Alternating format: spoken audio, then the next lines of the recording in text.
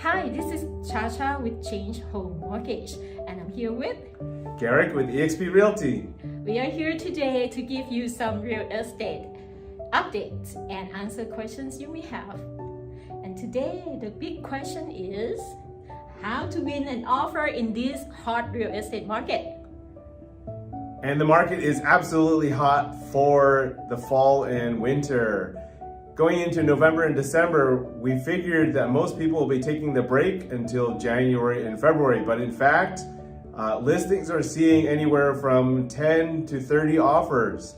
So how do you stand out above the next offer? Because number 2 does not get the house. So you got to be prepared to be in the first position.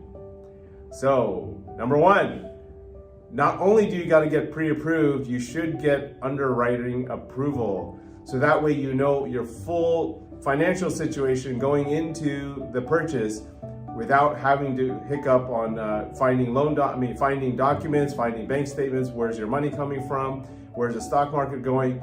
You are committed, and make sure you're not losing your job, and make sure you're not buying a car right before you close your house. Number 2, read your disclosures, and your realtor will be able to help you. Understand everything there is to know about the house. Is it in an airplane zone? Is it near a fault line? Is it near a flood zone? Are the repairs done? If they're not, are you willing to take that risk? Are you willing to make the repairs that are needed to make the house perfect for your needs? Okay, what school does it go to? So there's a laundry list of things to research to make sure that you are happy with the house that you're going to buy. I think that's the key. Definitely. What else? Oh, number 3, you also need to have additional money to close appraisal gaps. So in this market, what I've been coaching my clients with is if you see that your neighbor's house has sold for $1 million, and that's public knowledge, and everybody knows that a 32,000 square foot house is selling for $1 million, then the other 10 buyers are going to make an offer are going to see that that's what it's sold for. So from there, you got to be willing to, how much are you going to put above that $1 million? Are you putting $1.1 million? Are you putting $1.2 million? But whatever number you put above that $1 million is an appraisal gap. And you got to have cash to close that gap, because because we might be able to willing to put $1 million on it, but the bank says, no, it's only worth $1 million. So put your down payment for the loan that the bank's going to give you or the lender's going to give you, and then you got to have additional cash to cover that gap. So let's say 20% of $1 million plus $100,000 over, that's $300,000 for that purchase. It's only when it doesn't appraise at 1.1 or 1.2 though. But if it's appraised, you're the lucky one. You didn't have to come up with the gap.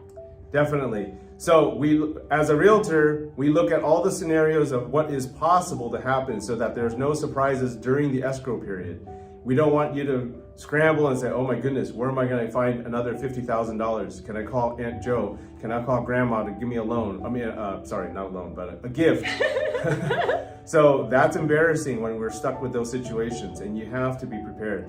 It's not just, hey, let's write an offer, see if we get it. It's battle. Okay, if you don't get it, there's 29 other people out waiting to make an offer to get that house that you can't get. So that's very important.